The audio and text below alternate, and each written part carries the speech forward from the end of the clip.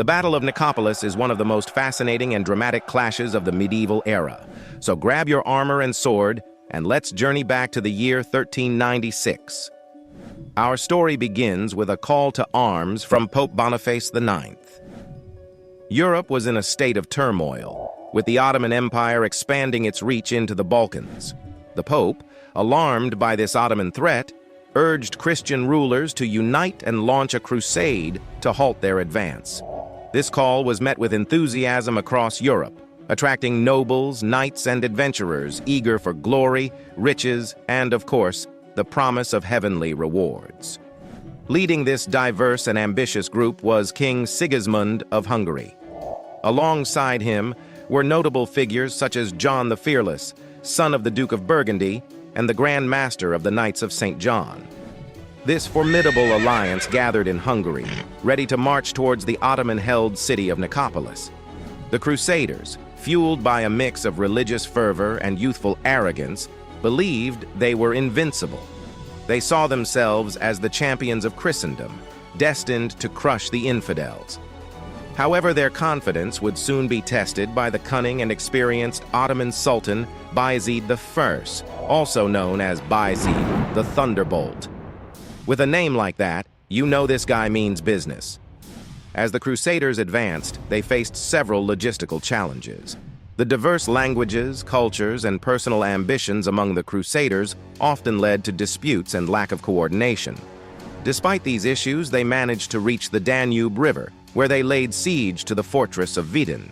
The siege was successful, and the Crusaders' morale soared. Buoyed by this victory, the Crusaders continued their march towards Nicopolis. However, their progress was slower than anticipated. Meanwhile, Bayezid was not idle. He swiftly mobilized his forces, which included seasoned warriors from his previous campaigns. Bayezid's army was well-disciplined, experienced in battle, and commanded by a leader who knew how to exploit his enemies' weaknesses. The two armies finally clashed near Nicopolis on September 25, 1396. The battlefield was set and tensions were high. The Crusaders, confident in their superior numbers and knightly prowess, decided to launch a direct assault on the Ottoman forces. The French knights, eager to showcase their valor, led the charge. However, Bayezid had anticipated this move. He arranged his troops in a defensive formation, with a line of archers and infantry ready to absorb the initial charge. As the French knights galloped forward, they were met with a hail of arrows. The heavily armored knights pressed on, but their progress was slow and arduous. Once the knights breached the front lines, they encountered the Ottoman infantry, who put up a fierce resistance. The Crusaders, exhausted from their charge and entangled in close combat, began to lose momentum. Bayezid then unleashed his secret weapon, the elite Janissaries. These formidable soldiers, trained from a young age to be the Sultan's personal guards and shock troops, entered the fray with precision and discipline. The Janissaries, with their superior tactics and coordination, quickly turned the tide of the battle. The Crusaders, caught off guard and overwhelmed, started to falter. King Sigismund, witnessing the chaos, attempted to rally his troops, but it was too late. The Ottoman forces surrounded the Crusaders, cutting off their retreat and pressing their advantage. Adding to the Crusaders' woes was their lack of proper reconnaissance and underestimation of Bayezid's strategic capabilities.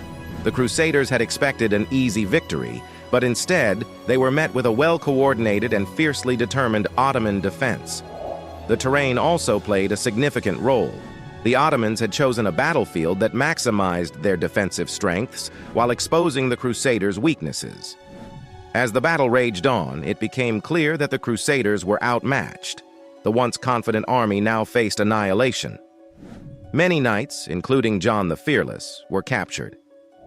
King Sigismund managed to escape by fleeing down the Danube River, leaving behind a scene of devastation. The aftermath of the Battle of Nicopolis was brutal. Bayezid, infuriated by the heavy losses his army had sustained, ordered the execution of most of the captured Crusaders. Only a few high-ranking nobles were spared, to be ransomed later. The defeat was a significant blow to the European crusading efforts and marked the rise of Ottoman dominance in the Balkans. If you enjoyed this tale of medieval warfare, don't forget to hit that like button and subscribe to Journey Across History Official for more captivating stories from the past. Thanks for watching, and see you next time.